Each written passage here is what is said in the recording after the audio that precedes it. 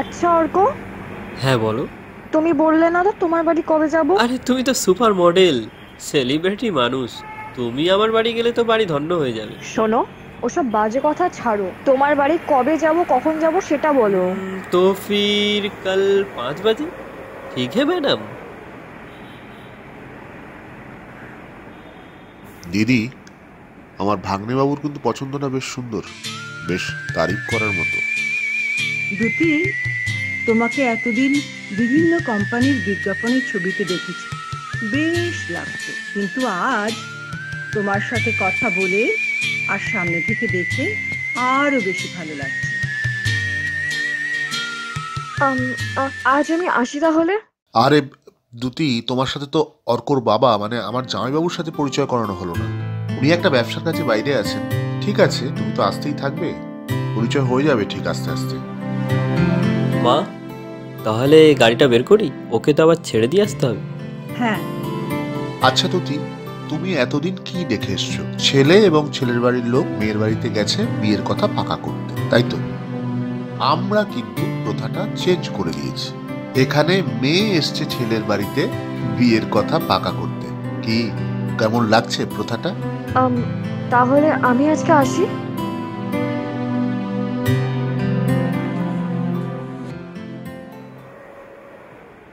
খাবারটা এখানে না খেয়ে কে ফেলে রাখলো? আমার ভাগ্নে বাবু। আরে এ তো ছোটবেলা থেকেই এরকম, এটা ফেলে দিতে হবে। খাবারটা প্লিজ খেয়ে নাও অর্ক। না না, মানে খাবারটা খেয়ে নাও অর্ক, এটা নষ্ট হবে না হলে। না না, খাবো না।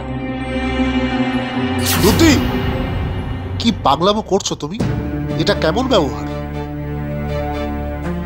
দিদি, এ বিয়ে হবে না, আমার মত নেই। কিন্তু হ্যাঁ ভাই, তুই ঠিকই বলেছিস, এ বিয়ে হতে পারে না। শুনে নিয়েছো দুতি, এ বিয়ে হবে না। আগে ভদ্র হও, তারপর দেখা যাবে। বেরিয়ে যাও আমাদের বাড়িতে, যাও।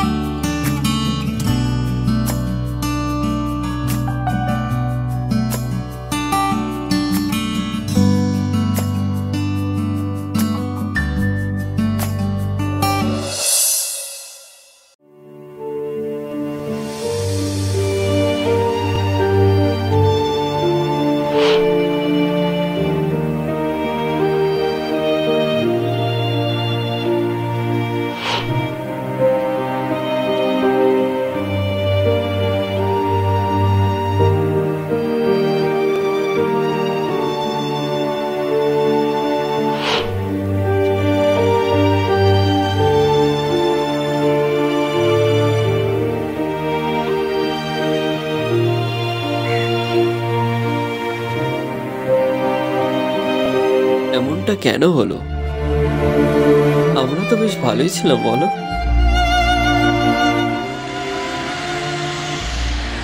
অর্ক, এসব মাথা থেকে একদম ঝেড়ে ফেল। ক্যারিয়ারে ফোকাস কর। তুই এখন অনেক ছোট, লাইফটা পুরো পড়ে আছে তোর। কেন এসব নিয়ে এত? তুমি কেন এসছো আবার? আমি আপনাদের সবার কাছে ক্ষমা চাইতে এসেছি। তুমি সেদিন যে ব্যবহারটা করে গিয়েছিলে সেটা অত্যন্ত লজ্জার। আমি, শুধু আমি কেন, আমরা সবাই তোমাকে পাগল ভাবতে শুরু করেছিলাম। আন্টি, আমি কিছু বলতে চাই, আপনারা কি শুনবেন আমার কথা? না, শুনবো না। তোমার কথা শুনে আমরা এক মুহূর্ত সময় নষ্ট করবো না। যাও, বেরিয়ে যাও। আচ্ছা দ্যুতি, তুমি বলো, আমি শুনবো। আমি এখন একজন প্রতিষ্ঠিত মডেল, এটা ঠিক, কিন্তু আমার না এই পৃথিবীতে নিজের বলতে কেউ নেই। আমি যখন জন্মেছিলাম মা মারা গেছিলেন, আর বাবা বাবা আমাকে হসপিটালে ফেলে রেখে নিজের প্রেমিকার সাথে পালিয়ে গেছিলেন। তারপর তারপর মামা আমাকে নিজের বাড়িতে নিয়ে গেছিলেন। মামা আমাকে মানুষও করছিলেন, কিন্তু মামা না হঠাৎ হার্ট অ্যাটাকে মারা গেলেন। তারপর পিসির বাড়িতে যাই, পিসেমশাই আমাকে অপয়া ভেবে তাড়িয়ে দেয়। আমার ফুটপাতে জায়গা হয়। কোনোদিন ভ্যাট থেকে কুড়ি খাবার খেতাম, আর কোনো কোনো দিন না জলটুকুও পেতাম না, খিদে মরে যেতাম। ওখান থেকে অনেক পরিশ্রম করেছি, আজ আমি এখন প্রতিষ্ঠিত। আপনাদের সবার কাছে আমার একটাই অনুরোধ, প্লিজ কেউ খাবার নষ্ট করবেন না। চারিপাশে তাকাবেন, দেখবেন কত পথশিশু রেস্টুরেন্টে ফেলে দেওয়া খাবার খাবে বলে লাইন দিয়ে দাঁড়িয়ে থাকে। কত দরিদ্র মানুষ আছে, তাদের প্রতিদিন ভাতটুকুও জোটে না।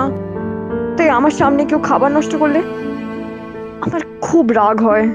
ওই রাগটাই আমার মানসিক কষ্ট। আচ্ছা আন্টি, মামা, আমি আসছি, পারলে আমায় ক্ষমা করে দেবেন। অর্ক, ওকে থামা, ওকে যেতে দিস না।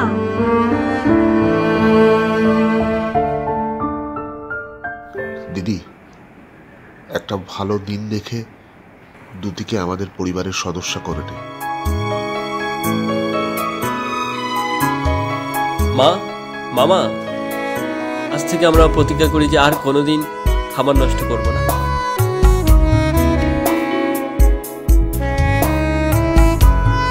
অবশ্যই